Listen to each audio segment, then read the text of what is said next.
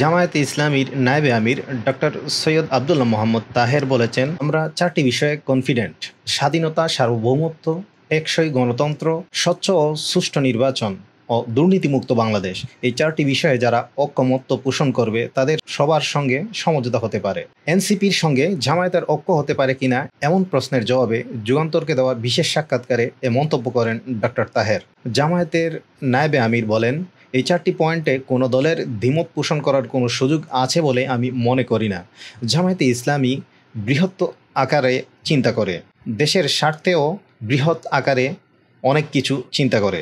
তিনি বলেন, রাজনৈতিক দলগুলো নির্বাচনী প্রস্তুতির জন্য প্রচারণায় মনোযোগী হবে। প্রবাসীদের ভোটে অংশগ্রহণ করার সুযোগ দেওয়ার পাশাপাশি নির্বাচনের লেভেল প্লেয়িং ফিল্ড অনেক আগে থেকে তৈরি করতে হবে।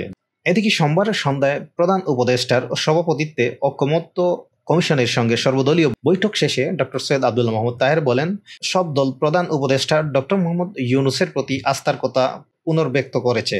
উনার নেতৃত্বেই একটি সফল, সুন্দর, সুষ্ঠু নির্বাচন হবে এটা চেয়েছি।